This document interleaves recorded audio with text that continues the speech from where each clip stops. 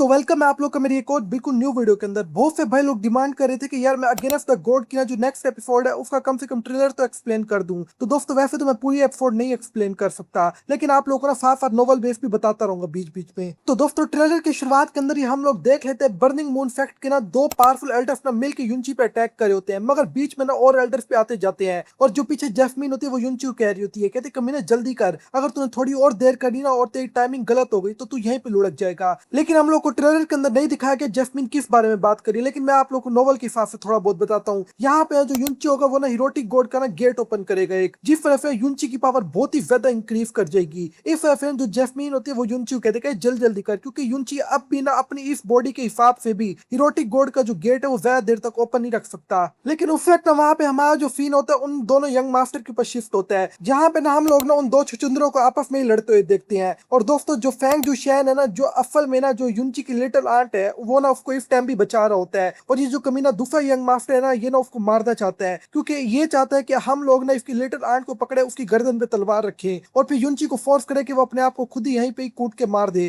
और अगर यूंची रेफर ना के तो हम उसकी लिटिल आंट को मार देंगे, क्योंकि दोस्तों ये जो कमीने वाला यंग मास्टर, इसको ये एक बात तो अच्छे तरीके से पता है, यूंची अपनी फैमिली, अपनी रिलेटिव और खास तौर पे अपनी वाइफ को बहुत ज्यादा वैल्यू देता है। इस वजह दोस्तों ये यूंची को ना अपना ही गेम ओवर करने पे ना फोर्स करना चाहता है। मगर जो फैंग जो शैन होता है उसकी तो आंखों पे लगता है कि लिटिल आंट की प्यार की पट्टी पड़ी पड़ी होती है। वो हर सूरत में उसकी लिटिल आंट को बचाना चाहता है, चाहे उसकी लिटिल आंट की तरफ से ना कोई भी उसको भाव ना मिल रहा हो। और इस टाइम में ये दोनों यंग मास्टर एक दूसरे को गंदी गंदी गालियां भी बक रहे होते हैं। लेकिन उस वक्त ना वहां पे जाहिर सी बात है, वो जो कमीना यंग मास्टर होता है वो लिटिल आंट को पकड़ने के लिए आगे बढ़ता है। तो दोस्तों यहाँ पे मैं नोवेल के हिसाब से बताता हूँ, क्योंकि ट्रेलर के अंदर आगे दिखाया नहीं गया। इसी बीच में ना पकड़ा पकड़ी के बीच में जो लिटिल आंट होती है वो इतनी ऊंचाई से नीचे गिरने लग जाती है। अब लिटिल आंट को यही लगता है कि भाई मेरा गेम ओवर हो गया है। लेकिन दोस्तों जो यूंची होता है जब लिटिल आंट को गिरते हुए देखता है वो बिल्कुल बुखला जाता है और जाके फौरन फिर अपनी लिटिल आंट को बचा लेता है। लेकिन इसी बीच में यूंची का जरा मीटर भी घूम जाता है। पहले यूंची ने यह सोचा होता है कि मैंने इनके ज्यादातर स्टूडेंट्स नहीं मारूंगा, यानी आधे मारूंगा आधे जाने दूंगा। लेकिन इसके बाद जो यूंची होता है वो पूरे क्लैन को चपटा करने की तैयारी पकड़ लेता है। तो दोस्तों यहाँ पे हमारा जो ट्रेलर होता है वो तो खत्म हो जाता है। अब मैं ना थोड़ी बहुत ना अगली एपिसोड से रिलेटेड एक्सप्लेन कर देता हूँ। दोस्तों यूंची की इनके साथ फाइट और भी ज्यादा खतरनाक होती जाती है। यूंची अभी अपनी फुल 100% पावर पे भी नहीं जा रहा होता, फिर भी इस क्लैन की चीखें निकल रही होती हैं। अब ये देख के ना बर्निंग स्काई इफेक्ट क्लैन के ना जो दो एनफिस्टर छुपे हुए होते हैं वो भी बाहर आ जाते हैं, जो कई सालों से कल्टीवेशन कर रहे हैं और बाहर दुनिया से कटे हुए हैं। और इनका पावर लेवल बहुत ही ज्यादा इनफेन लेवल के ऊपर पावरफुल होता है। ये देख के यूंची को अपनी तो परवाह नहीं होती, मगर हाँ यूंची को अपनी लिटिल आंट की जरूर परवाह होती है। इस वजह जो यूंची होता है उनको लेकर यहाँ से सीधा खिसक जाता है। लेकिन जो यूंची होता है अब उसके माइंड में एक ही चीज होती है कि मैं जल्द से जल्द वापस आके इस पूरे के पूरे क्लैन को चपटा करना है। और दोस्तों ये तो सिर्फ शुरुआत है, अब आगे चल के और भी कई क्लैनों के नंबर लगने वाले हैं, क्योंकि आप लोगों ने देखा ही होगा कई क्लैनों ने ना अपने बंदे भेजे हैं स्काई इफेक्ट को बचाने के लिए, सॉरी बर्निंग स्काई इफेक्ट को बचाने के लिए, जो जल्द से जल्द पूरे तरीके से जलने वाला है। अब जो यूंची है जाहिर सी बात है इनको ऐसे तो नहीं जाने देगा। इनमें से बड़ा नाम वो फैक्ट का भी आ रहा है, तियान वान फोर्ट फैक्ट का भी आ रहा है, बहुत से ऐसे और भी छोटे मोटे क्लैन है। इस वजह से यूंची ने पहले ही सोचा हुआ कि यार बर्निंग स्काई इफेक्ट को ना नीचे जमीन पे चपटा करने के बाद ना और क्लैनों से भी जाके ना फिर हाय हेलो कर लूंगा। और यकीन मानो यूंची सिर्फ हाय हेलो करने के लिए नहीं जा रहा। बात रह गई बर्निंग स्काई इफेक्ट की, तो दोस्तों इसकी तो यूंची नफल ही मिटा के रख देगा पूरी। इनमें से सिर्फ वही फैंग जो शैन यंग मास्टर बचेगा, जो असल में यूंची की लिटिल आंट को प्रोटेक्ट कर रहा होता है। और यूंची अपनी लिटिल आंट के कहने पे उसकी जान छोड़ता है, वरना वो भी उस दिन मरने ही वाला था।